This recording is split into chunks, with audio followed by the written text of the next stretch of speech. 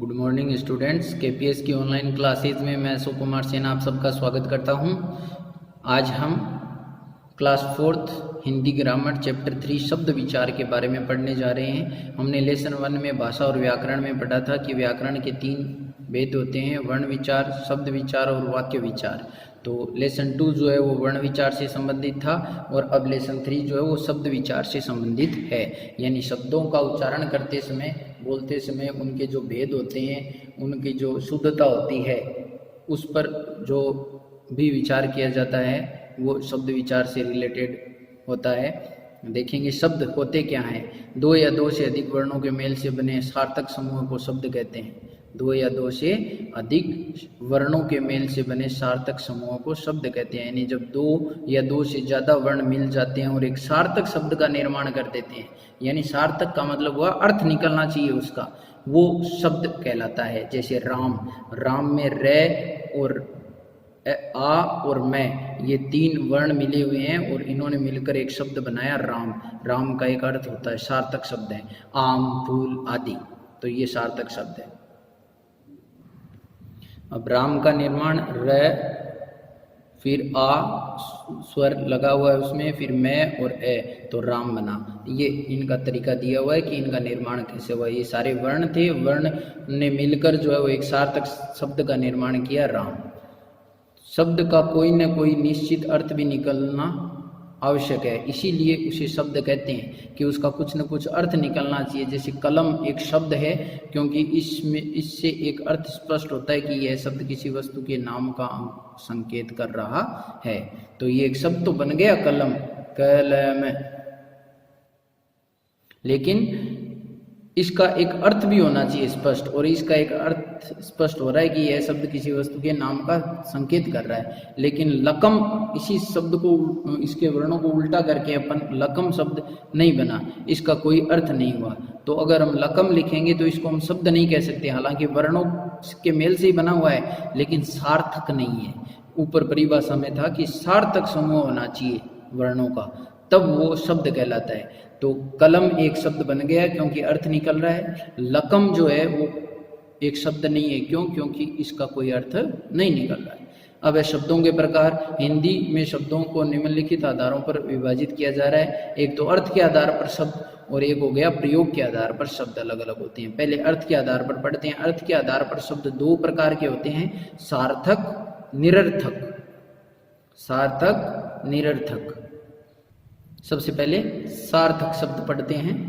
जिन वर्णों के समूह अथवा शब्द का कुछ निश्चित अर्थ निकलता है वे सार्थक। हालांकि ऊपर मैंने एक्सप्लेन कर दिया इसको कि जिन वर्णों के समूह है अथवा शब्द का कुछ निश्चित अर्थ निकलता है वो तो गया सार्थक शब्द। जैसे माता, महल, पुस्तक, पानी आदि, इन सब का कुछ न कुछ मीनिंग होता है, अर्थ होता है, इसलिए ये सार्थक शब्द है।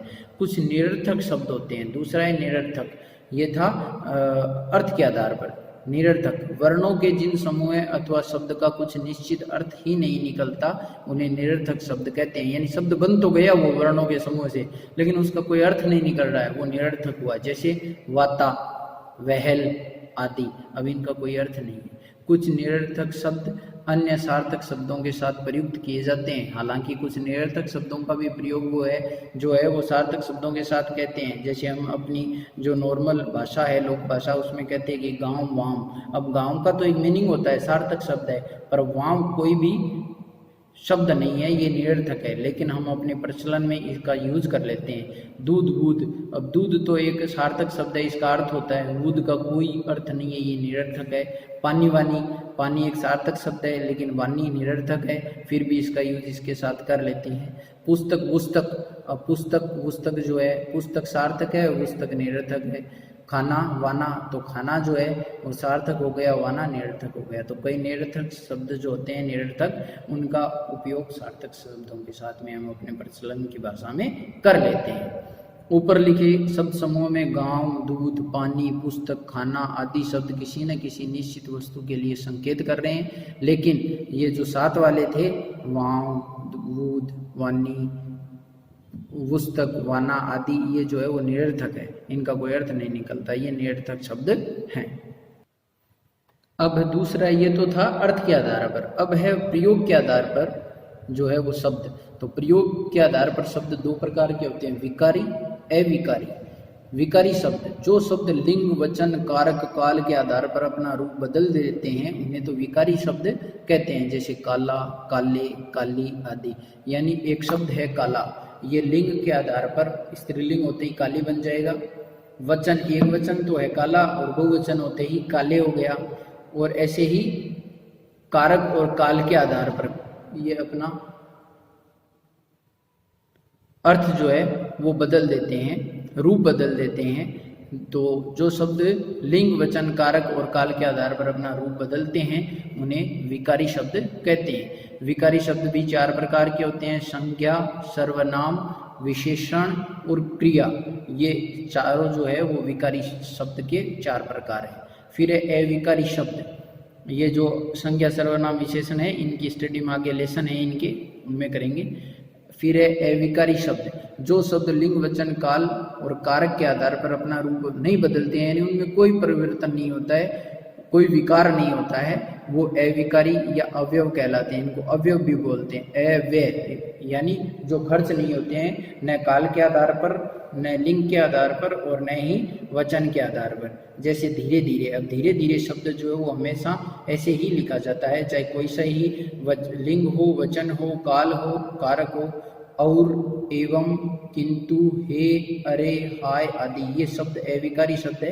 इनके ऊपर लिंग का, वचन का, काल का कोई प्रभाव नहीं होता है, ये हमेशा है जैसे ही लिखे जाते हैं। इसके भी चार भेद होते हैं अविकारी के, क्रिया विशेषण, संबंध बोधक, समुच्चय बोधक, विस्मयाधि बोधक।